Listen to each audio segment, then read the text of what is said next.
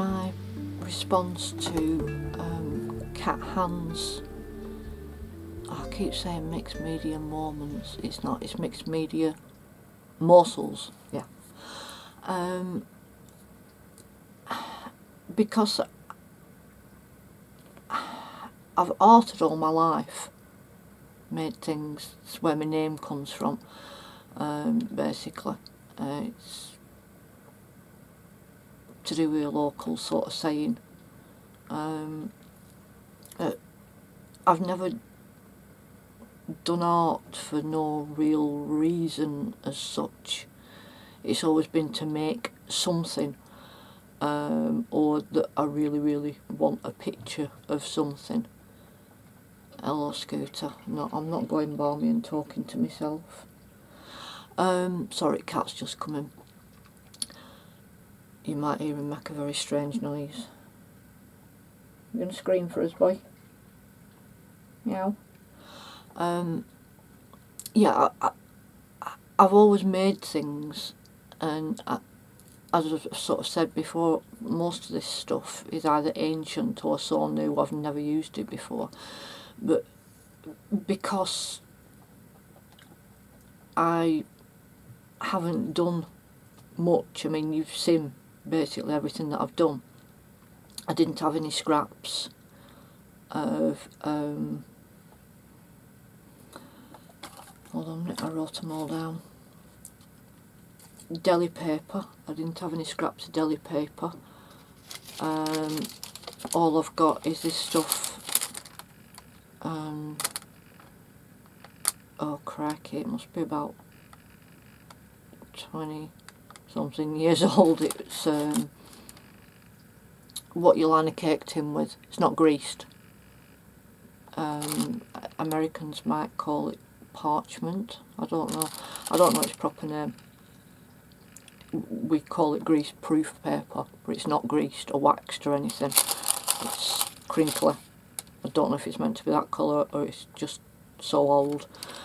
But I faked up some drop paper by using a piece of iCAD that I was messing around with the other day and colouring off the edge of the iCAD to make what looked like drop sheet. A long time ago, when I was watching Cat Ann before I started my channel, she was doing DIY washi tape, and the piece with the stripes on is a little bit off that. I've got the rest somewhere, but I just don't know where I've put it. I was sort of flinging stuff around and I don't know where it's gone. But every time I had paint on the end of my brush, I'd clean it off. I had it at the side of me all the time, ages ago. I'd clean it off onto it to make my own washi tape, which I've never got round to. So that's what that was, with the bit with the stripes, and I just put different colours on the back to make it all blend. I faked jelly print type of looking thing on book paper, which wasn't actually book paper. It was what I'm making a desk tidy out of. It's medication leaflet. So I tried to make that look like a jelly plate, sort of ghost printy type of clean up paper. I cut a flower out.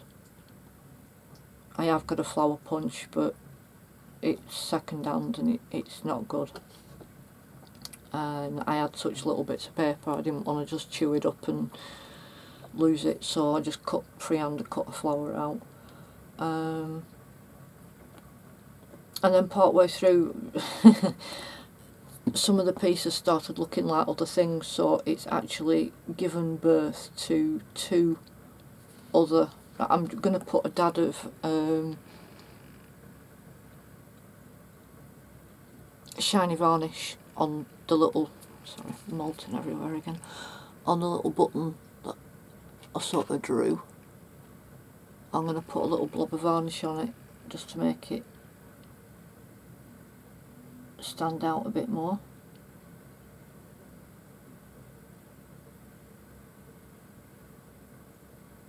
because I quite like the contrast between the sort of matte Mod Podge, what I eventually, I think it's craft paint, I think you call it in America craft paint, gel roller pen. I like the layers of different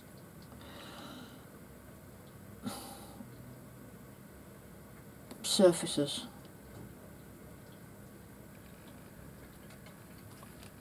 I wish I had some, oh, what do they call it? Comes in a bottle. It's like a really thick self-leveling. Glossy accents. I wish I had some of that. That'd be really handy, especially for the one that this has given birth to. Just one of the ones, because it's given birth to two. Which hopefully will be uploading pretty soon. But I like how the J doesn't shine. Oh yeah, and I've done it like stitching, because I do a lot of stitching, sewing and hand stitching, embroidery and stuff. But I don't know how I'm going to bind them. I know it's supposed to be in a little book, but these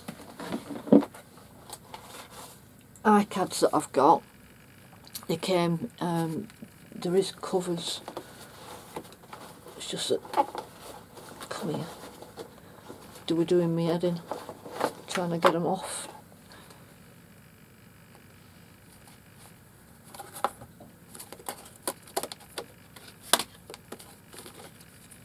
Like that.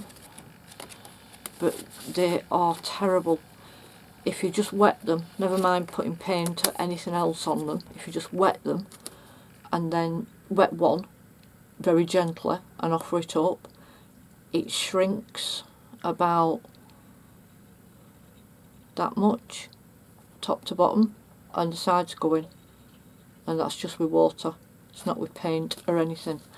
They're just terrible, absolutely hideous quality.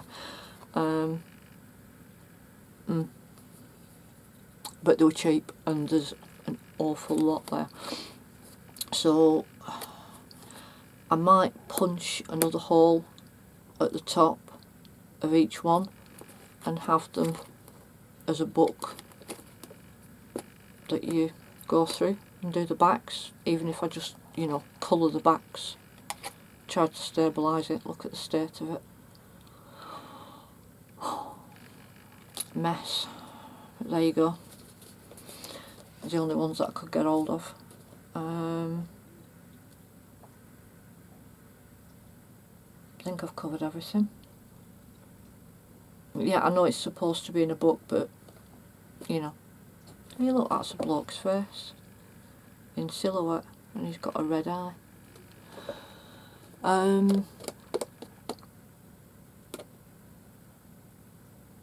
Yeah, I think that's it.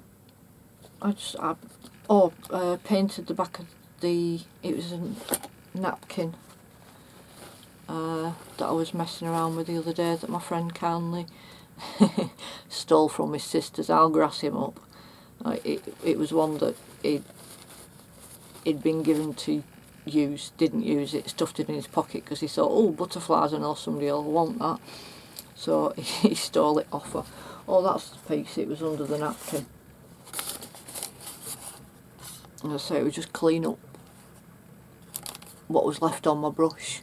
Each time I was doing something in black, I think that was the cat's bed. And that was the cat's bed. So anytime we were doing anything in the colour, I'd just carry on with that line.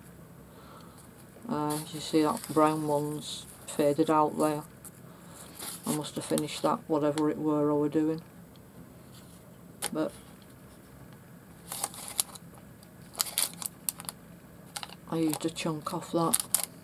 And then, as I say, I've painted the back so it shines through, because it does go a little bit see-through when you stick it down. Only a little bit though. But that napkin goes completely see-through, so I painted the back of that white. Oh, buttons. cleared up a bit.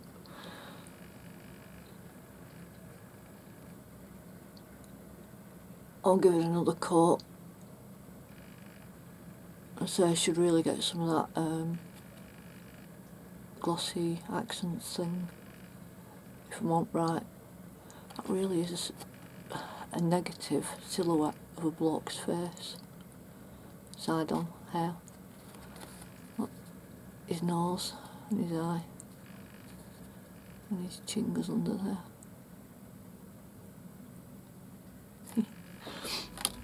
Right, I hope you like it.